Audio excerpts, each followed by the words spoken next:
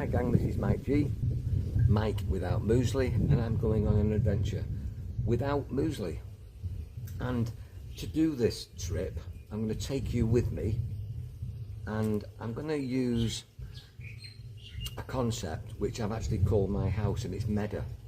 MEDA, M-E-D-A-H, which is an acronym, MEDA, and it's Make Every Day a Holiday, M-E-D-A-H. And I got this off my father. His house was called MEDA. My house here is now called MEDA. And I'm going to go to do something with a holiday mindset.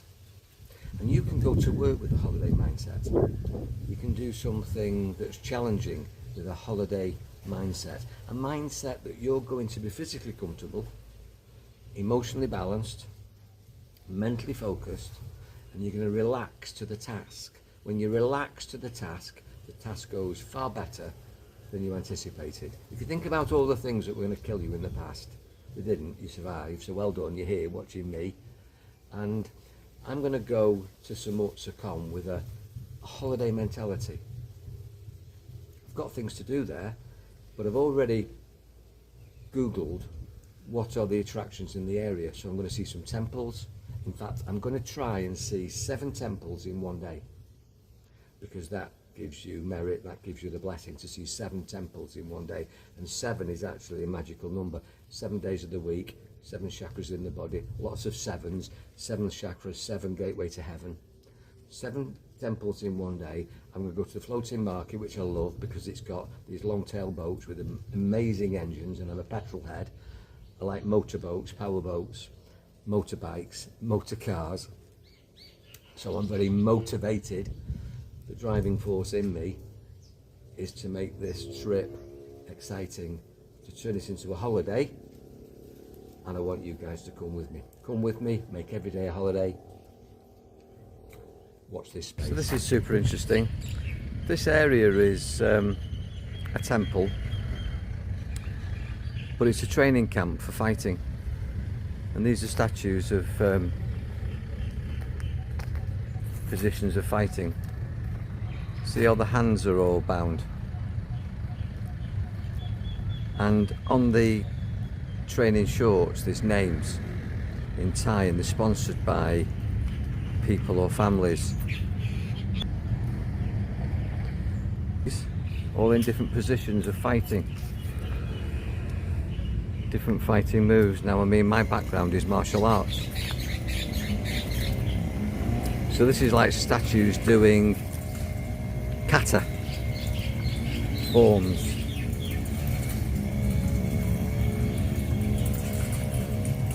Blocking, punching, kicking, striking. Got to be honest with you, I've never seen this before in Thailand, but I've never been to this particular area.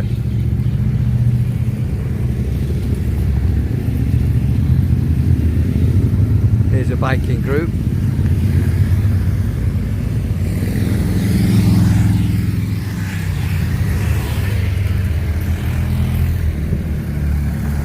People come and visit this because of this. It has got an interesting history. Coming over here now, so this is like a different area now, just been there. So this is traditional Thai boxing, and then the Thai boxing gloves here, and then the bound traditional wrapped up fists and arms there, shields. And so this is all about weapon fighting. When I did martial arts, we did a lot of this. Bow staff, nunchaku. A lot of these particular weapons are farming tools. So the bow staff would be like bamboo sticks, and then you have sai and tonfa, which would be sheaths and knives and rice threshing boards. And the nunchaku was the bit that went into the horse's mouth.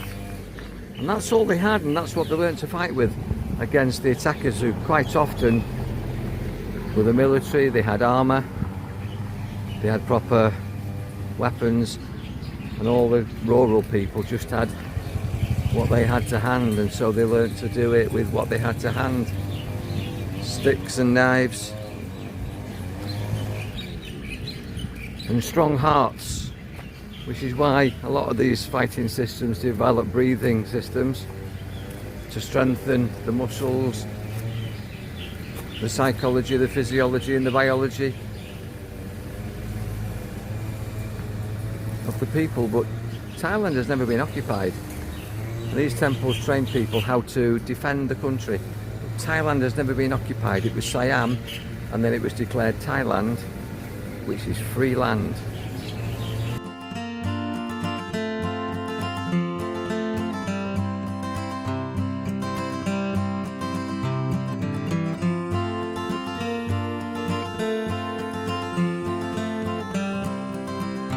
This is an absolute gem of a place that I've just come across by accident while I'm in this area. There's nobody here. And I've come in, I've actually got my sacraments there for blessings. And just look at this.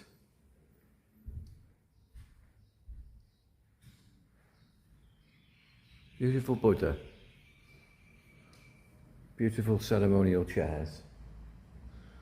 Look at these wall carvings.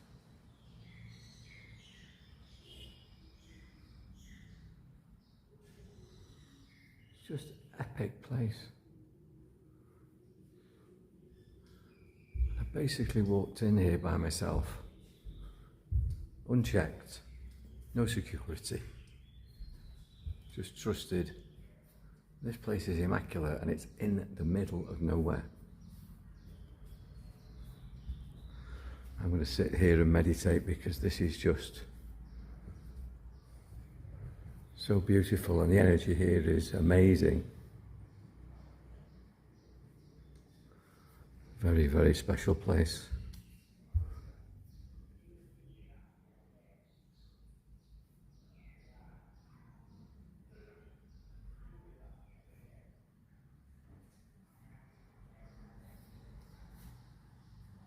I've said this before that these trees are decorated. It's a bit like the old song "Tie a yellow ribbon round the old oak tree," but here what they've done is they've decorated this one beautifully. I don't think I've seen one so nice. That's a pretty amazing tree, that one.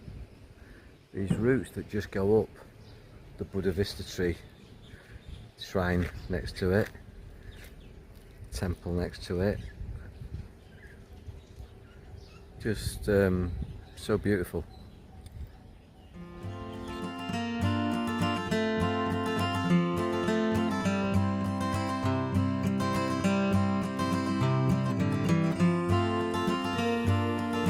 This is an amazing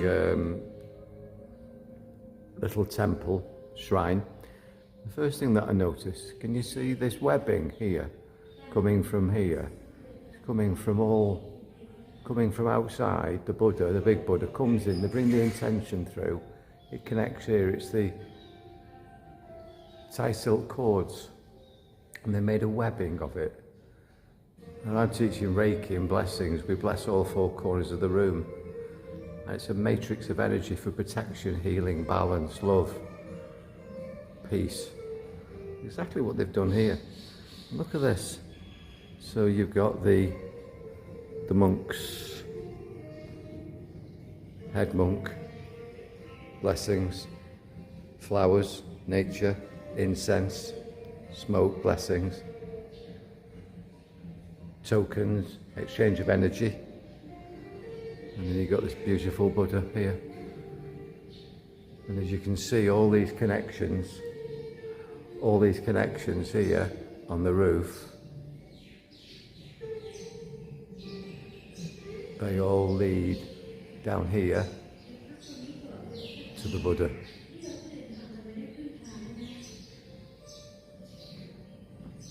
Takes all the energy.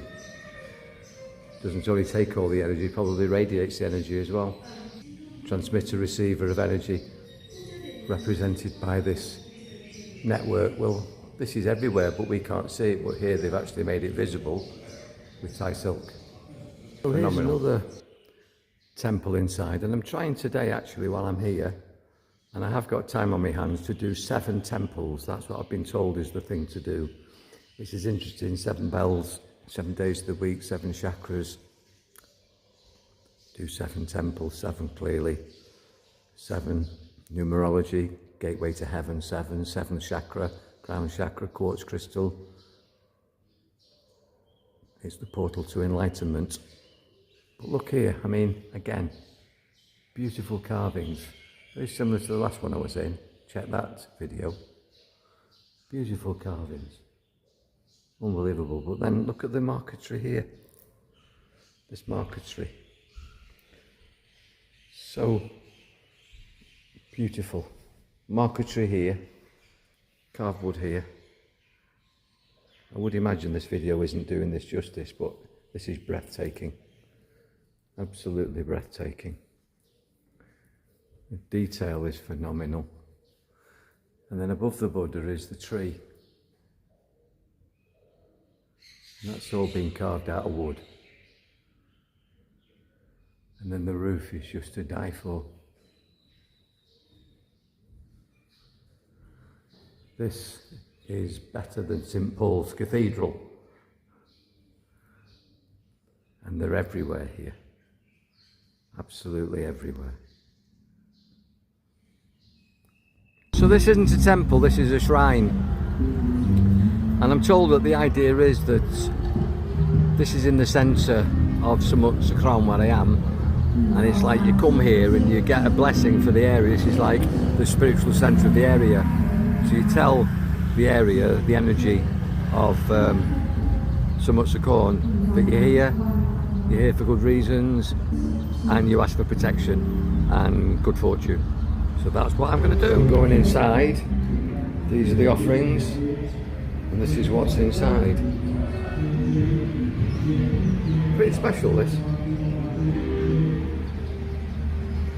And as you can hear, it's like typical Thailand, that this is super religious and spiritual. And there's a rock concert going on behind me. This is really cool.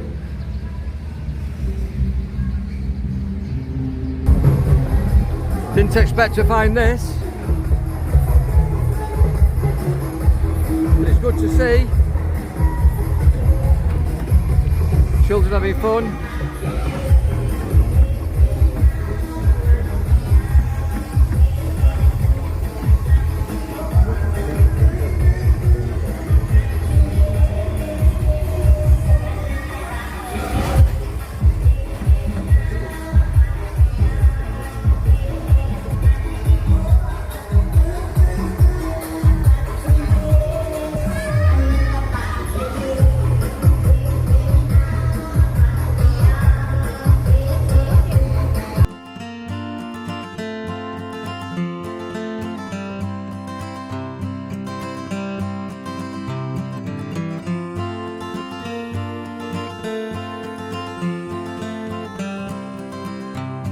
So this is Wachu Lamani, and look at this.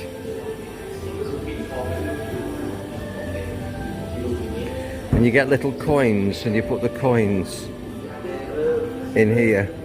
Nobody's come here yet. No coins. Not many people here actually.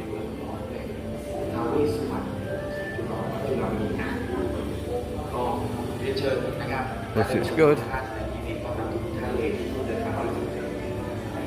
Very interesting. I think I'm too early, there's no coins. So look at this, all this for blessings.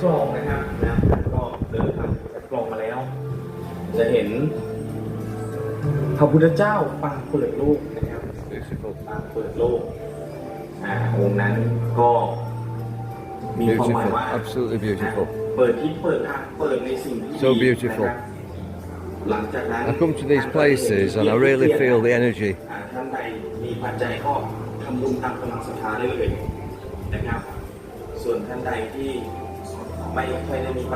This is a perfect example of where you put the gold leaf. You put the gold leaf on these.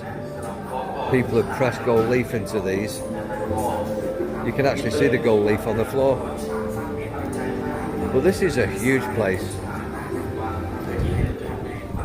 Very special. Never been here. Got to say, I like it.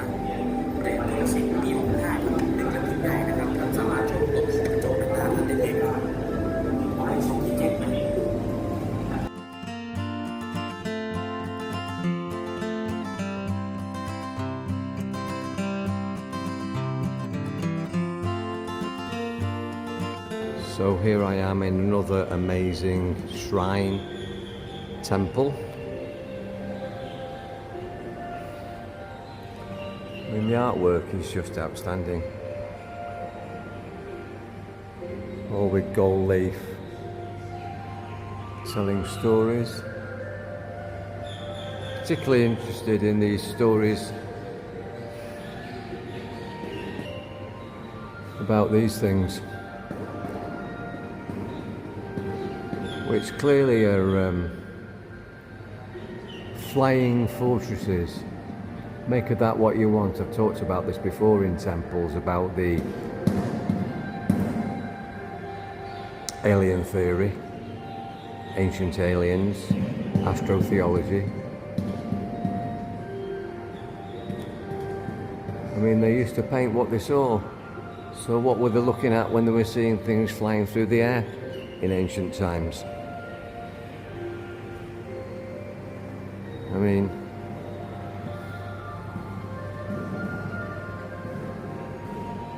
answers in the comments box below. What do you think? But here, even here, these deities in the clouds, all in the clouds. Now this is astrotheology.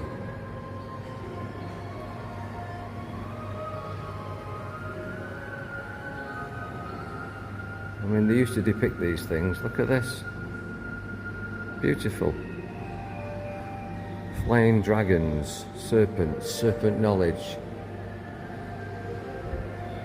But these characters, I mean, they're flying around. I mean, we get it in Alibaba, don't we? You know, Aladdin, flying carpets. Now, about flying things that they describe carpets, or people flying on clouds because they didn't understand the technology. You tell me. I've got my own ideas.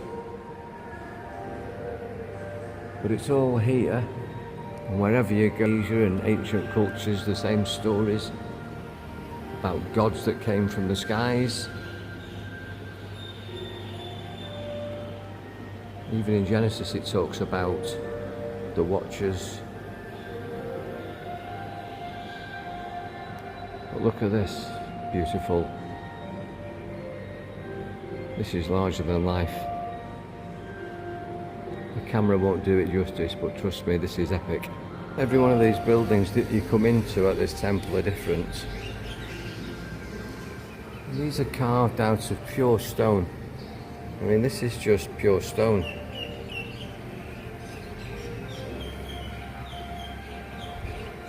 Skills are amazing.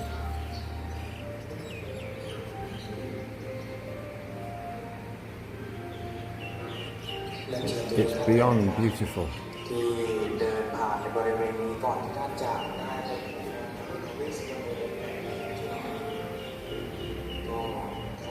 And then you've got these warriors here.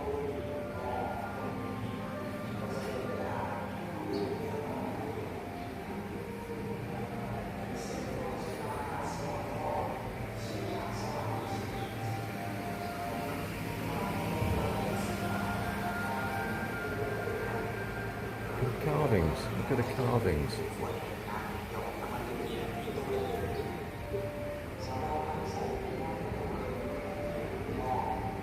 Never far away from ceremonial gongs. That's vibrational sound healing. I said before that a lot of the churches had bells. Temples had bells. And they've removed all the bells, all the ancient bells, with the ancient knowledge. Look at that, I mean, that's all stone carving. All that is stone carving. So beautiful, so clever and so skillful. I'm so impressed. And the governments, in their wisdom, during the First and Second World War, they took down the bells, removed the gongs and used the metal to make ammunitions. How disgusting is that? But that's what they did.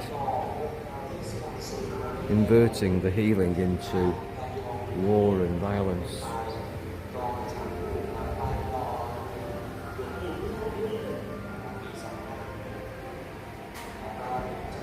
Just walk around these places all day, and always you get the Thai silk connectivity, Thai silk bonding. Just amazing, connecting everything. Look, Thai silk running all the way through the cord through the hands with the hand kanji, finger positions, connecting the meridians.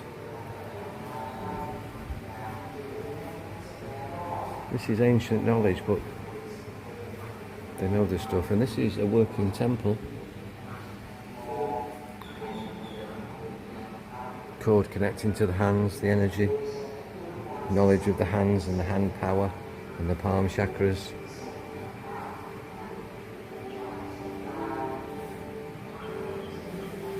There's the real monk. Just in case you're in any doubt that this is a genuine temple. There's the real monk doing his work. Looking around this area, and I've just found a chair that I want. Look at that. How's that for a chair? I bet that weighs a few pounds. Absolutely brilliant. Look at that serpent there, dragon, naga as they call them, and it's a chair. I wish I could put that in the back of my pickup and take it back to Hua Hin.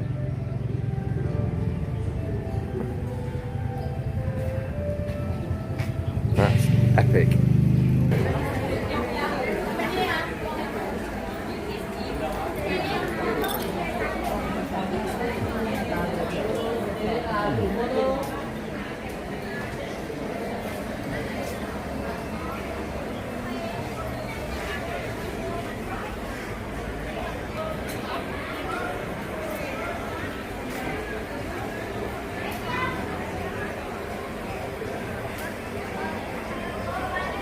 People there making the food,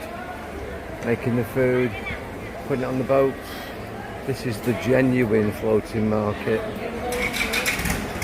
Look at this. Love these boats. Seen these before at the Klong, but I mean they are absolutely. I'm fascinated by these. Probably noticed by the amount of videos that I make about it, but I'm always impressed. I just think it's brilliant. This lady is having some. So that's the tourist boat, really. That's the tourist boat. Well, this is the real lady. This is the real lady making the mango rice.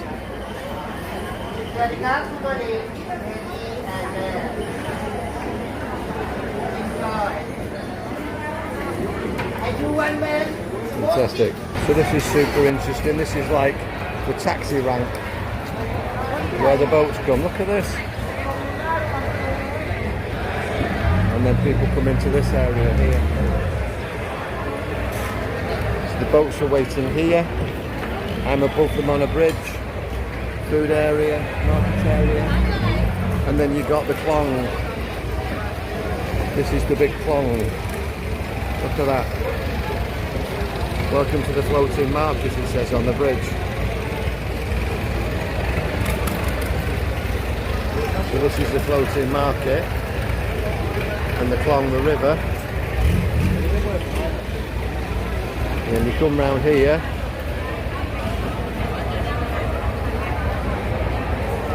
and you've got all these guys waiting to go on the picking up passengers. Very old-fashioned, but very, very well organised. I'm impressed. I always am. Always impressed.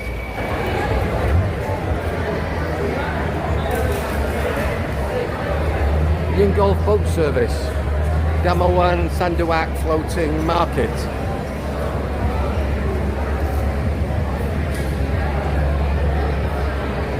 I mean, it's a brilliant system. People just get on the boats here. It's like 11 o'clock in the morning, and people enjoying beer and shopping and coffee and food, and it's so colourful and so vibrant.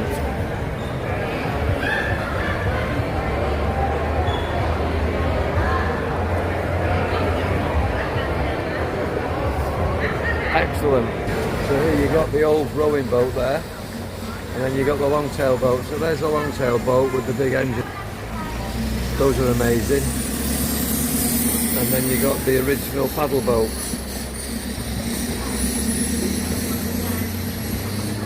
So this bloke's got no engine. He's just got himself. Beautiful. Look at those skills spinning around there. Look at that. He knows what he's doing with that boat, doesn't he? I would imagine these guys live on the river, eat on the river, earn money off the river. Here's another long-tail boat, but there's this is a tourist one.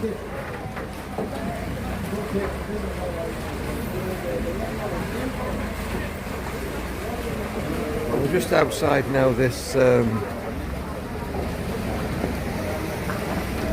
Super Chai Art Gallery here. I mean, you just don't know where to look. I'm videoing, and everywhere I'm videoing you can make a film, but look at this. This is the art gallery. Beautiful artwork.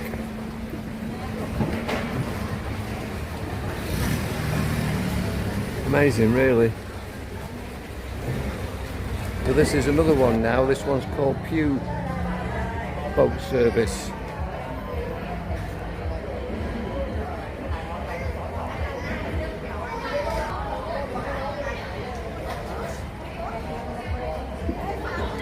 And again, these ladies working to sell, well, she's selling coconuts.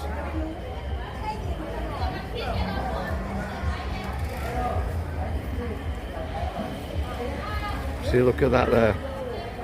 So the guy is getting his bottle topped up, I think.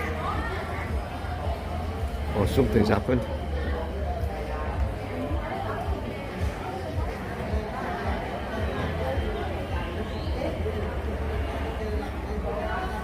I think the lady there, she's selling, I think that's mango.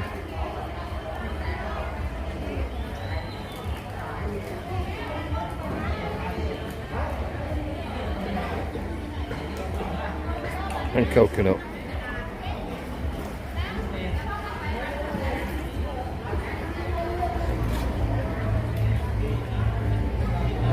That's how they do it. Look, she's filling the coconut up with coconut ice cream. That's it, coconut ice cream. There you go. Big sign.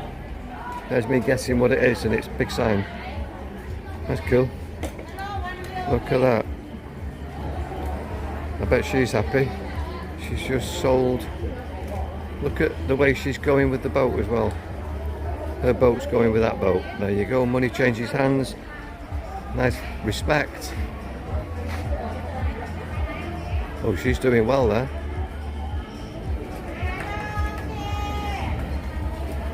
She'll be happy. Handshake. Hi gang, well I'm back now from Samut Songkram, which was a really interesting experience. I find all experiences interesting because I make every day a holiday. Looking for the good, expecting the best, and being open to all possibilities and all probabilities. I met some wonderful people. I did what I went there to do, which was some challenges, and I also enjoyed the hotel. I enjoyed the journey there. I enjoyed the journey back, living in the now, just asking at all times, what am I here to learn? what's in it for me. What is in it for me? WIFM. It's not a radio station, WIFM. It's what's in it for me. So the journey was excellent. Saw things on the way there, saw things on the way back. On the way there, I spotted a shop called Robinson's. On the way back, I bought stuff from the shop called Robinson's. I met some new people. I made some new friends. I networked. I saw some temples that I'd never been to. And in those temples, I witnessed things that I'm able to teach from. Some of the statues had hand chakras embedded in the palms of the concrete Buddha statues. And I teach about this, which is powerful for healing and manifestation. So I've shared that to my Mind, Body, Spirit group. I had some wonderful food, and the actual floating market was completely different to the one that I go where Muesli lives, in Bang Loang Klong. So that was just in Ta Pra. So that was exciting. So really, having come back now, I can review all the positive experiences. Now, I'm not saying that bad things didn't happen, or what we would say bad things, but there's no such thing as bad things. It's just things that we change the meaning. So, when something good happens, it's just an experience and we label it as good. When something bad happens, it's just an experience that we label as bad. To me, they're just experiences that we attach labels to. So what I do at the end of every day, and what I'm doing now, having returned from this adventure, is I'm going to look for the good. I'm going to review the good, and anything that wasn't to my liking, that I hadn't expected, and there was very little of that, but some of the things that wasn't as good as the other stuff. In a world of duality, there's always going to be up, down, left, right, male, female, wrong, right, good, bad. So the stuff that I would label as bad, I'm going to look for the meaning in that. And I think actually I already know, because in the moment I've done this so often that I know that there's no bad thing. It's just the old me, the old programming, sort of labeling that as bad. But when I raise my vibration and rise above that, I then determine actually that bad thing, that shit I have to shift from. And I'm doing that as an automatic reflex action now. So having come back now, I'm going to look at what was good, what was so-called bad, and I'm going to upload and live and go forward with the good experiences. And I'm going to reframe the so-called bad experiences, take the learning and go forward with the learning. So from this adventure, I've got good experiences, memories in my mind. I've got learning, memories in my mind, and everything's good. Make every day a holiday. The world is there for you. I'm what they call an inverse paranoid, that a paranoid believes that everything's against them. I personally, Mike G, think that the world is there for me. Everything's there for me to enjoy or to learn from. So I benefit from everything. That's what an inverse paranoid is. Thank you for sharing this with me. If you've got any comments, put them in the comments box below. Next time out, I'll probably be with Muesli again. Look out for Muesli's monologues, look out for my monologues, and thanks guys for following us. Plenty more adventures. Make every day a holiday. Enjoy your mind.